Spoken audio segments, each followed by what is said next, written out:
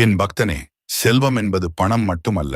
மன அமைதி, ஆரோக்கியம், நல்ல குடும்பம், கடனில்லாத வாழ்க்கை, தெய்வ அருள், இவை அனைத்தும் சேர்ந்ததே உண்மையான செல்வம். நான் கூறும் இந்த வழிமுறைகளை பக்தியுடன் பின்பற்றினால் உன் வீட்டில் நல்ல ஆற்றல் அதிகரிக்கும். 1. துளசி செடியை வளர்த்து வணங்கு. ஒவ்வொரு காலையிலும் துளசிக்கு நீர் ஊற்றி மாலை நேரத்தில் தீபம் ஏற்று வணங்கு. வீடு முழுவதும் நேர்மறை சக்தி பரவும். 2. வில்வ மரம் அல்லது வில்வச் செடி சிவனுக்கு மிகவும் பிரியமானது. வில்வம் வீட்டில் இடம் இருந்தால் வளர்த்து அதன் இலைகளை சிவனுக்கு அர்ப்பணித்து ஓம் நம சிவாய என்று 108 முறை ஜபியுங்கள். 3. மூங்கில் செடி. மூங்கில் வளர்ச்சி, வளம் மற்றும் முன்னேற்றத்தின் அடையாளமாக கருதப்படுகிறது.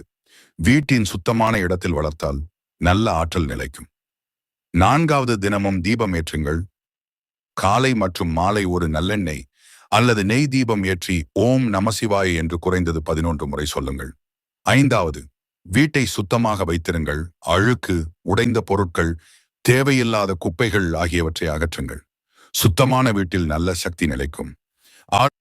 6. அன்னதானமும் உதவியும் செய்யுங்கள். முடிந்தவரை பசியுடன் இருப்பவர்களுக்கு உணவு வழங்குங்கள். பிறருக்கு உதவும் மனம் இருந்தால் இறைவனின் அருள் தானாக வரும். 7. தினமும் இந்த மந்திரத்தை சொல்லுங்கள். ஓம் நம சிவாய 108 முறை அல்லது குறைந்தது 11 முறை பக்தியுடன் ஜபியுங்கள். சிவனின் இறுதி அருள்வாக்கு: செல்வம் வேண்டுமெனில் பேராசையை அல்ல, பக்தியை வளர்த்துக்கொள். நேர்மையாக உழை, பிறருக்கு தீங்கு நினைக்காதே. நான் உன் முயற்சிக்கு அருளை சேர்ப்பேன். உன் வீடு அமைதியாலும் வளத்தாலும் நிரம்பும். ஓம் நம சிவாய. குறிப்பு: இந்த வழிமுறைகள் ஆன்மீக நம்பிக்கைகள் மற்றும் பாரம்பரிய வழக்கங்களின் அடிப்படையில் கூறப்படுகின்றன. செல்வமும் முன்னேற்றமும் பெற உழைப்பு, நல்ல திட்டமிடல் மற்றும் பொறுப்பான நிதி மேலாண்மையும் அவசியம். ஒரு நாள் ஒரு பக்தன் சிவபெருமானிடம், என் வீட்டில் செல்வமும் வளமும் எப்படி பெருகும் என்று கேட்டான். சிவன் புன்னகையுடன், வீட்டில் புனிதமான செடிகளை வளர்த்து மனதை தூய்மையாக வைத்திரு என்றார். தினமும் பக்தியுடன் ஓம் நமசிவாய் என்று ஜபித்து தீபம் ஏற்று வணங்கு. பிறருக்கு உதவி செய். உன் வீட்டில் நல்ல ஆற்றல் பெருகும்.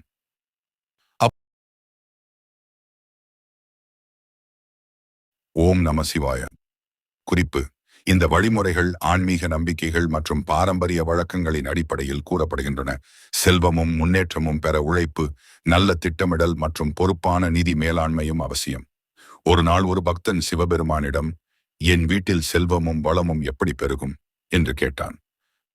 சிவன் புன்னகையுடன், வீட்டில் புனிதமான செடிகளை வளர்த்து மனதை தூய்மையாக வைத்திரு என்றார்.